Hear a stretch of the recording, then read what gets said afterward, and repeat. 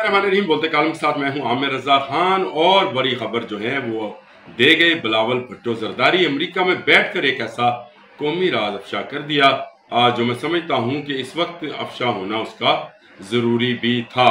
ये राज क्या है इस बारे में मैं आपको ज़रूर बताऊंगा। लेकिन इस वक्त दुनिया जो है एटमी जंग के दहाने पर मौजूद है और एटमी जंग के दहाने पर मौजूद होने के बायस हर मुल्क ये चाहता है कि उसकी एटमी सलाहियत जो है एक से बढ़कर एक हो। यानी रशिया ये चाहता है कि उसकी अमेरिका से ज़्यादा एटमी कुव्वत हो, अमेरिका ये चाहता है कि उसकी चाइना से ज़्यादा हो, चाइना का ख्याल है कि शायद वो फ्रांस और बरतानिया जैसे ममालिक से आगे होगा।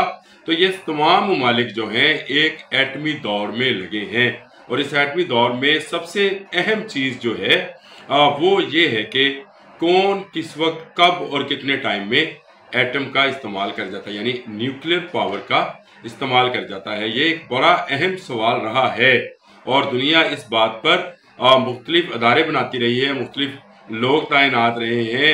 NPT का जो है वो साइन होते रहे हैं कि कौन पहले न्यूक्लियर का इस्तेमाल कर सकता है, कौन नहीं कर सकता है।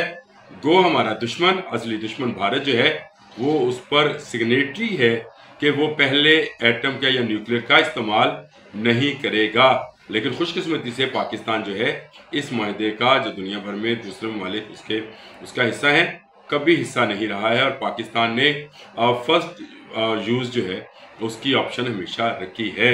और आजकल आपको पता है कि बिलावल भुट्टो जरदारी की क़यादत में एक वफ्द अमेरिका में मौजूद है जो मुख्तलिफ ममालिक के सफरा से मुलाकात कर रहा है। उसके अलावा अक़वाम मुत्तहिदा के सेक्रेटरी जनरल से भी उनकी मुलाकात हुई, अमेरिकन सेनेटर से मुलाकात कर रहे हैं और इसका मुद्दा एक ही है कि शशि थरूर की सदारत में जो भारतीय वफ्द गया था झूठ फैलाने के लिए उसको काउंटर किया जाए।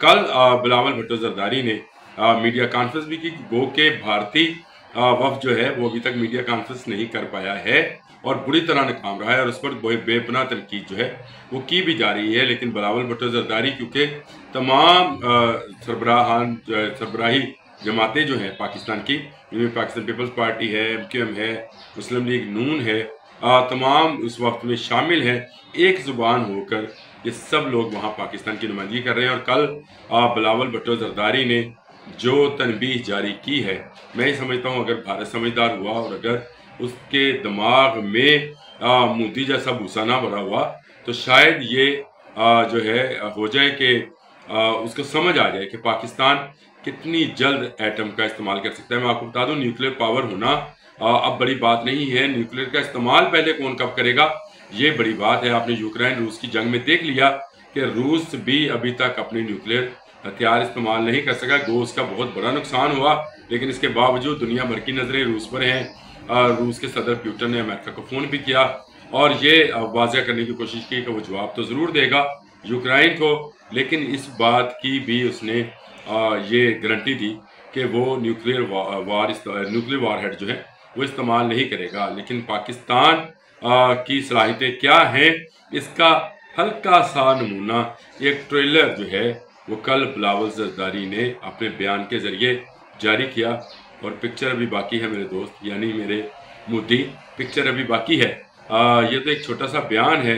बिलावल ने सही कहा कि अगर आप हाइपरसोनिक मिसाइल इस्तेमाल करेंगे पाकिस्तान की तरफ तो पाकिस्तान के पास बहुत कम वक्त होगा। कितना वक्त होगा जी? गिनते जाएं, 1 2 3 4 5 6 7 8 9 10 11 12 13 14 15 16 17 18 19 20 21 22 23 24 25 26 27 28 29 30 और ठा। जी हाँ, ये ठा हो जाएगा सिर्फ जस्ट 30 सेकंड में।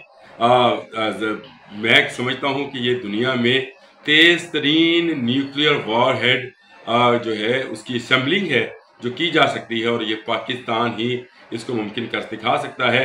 अल नसर मिसाइल जो है इसके लिए मौजूद है जो कमो बेश सिर्फ 30 सेकंड के अंदर अंदर दुनिया के किसी शहर को भी नीस्तो नबूद कर सकता है।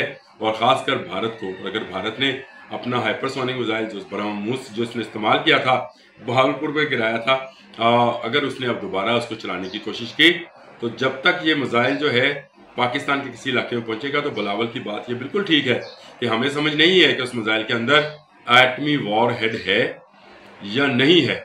हम अपना एटमी वॉरहेड जो है उसको इस्तेमाल करने का हक महफूज रखते हैं।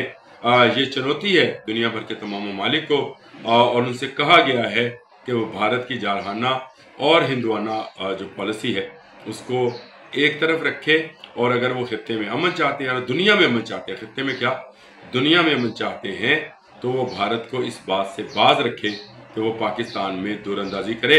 बहुत अच्छे तरीके से बिलावल भुट्टो जरदारी ने कश्मीर का मसला जो है उसको एक मरतबा फिर उजागर किया है, बिल्कुल अपने नाना की तरह, जुल्फ़िकार अली भुट्टो की तरह। उन्होंने कश्मीर और कश्मीर में होने वाले मज़ालिम की बात की, और जो सबसे दिलचस्प बात की उन्होंने कहा कि नेतन्याहू की 2 नंबर कॉपी है मोदी।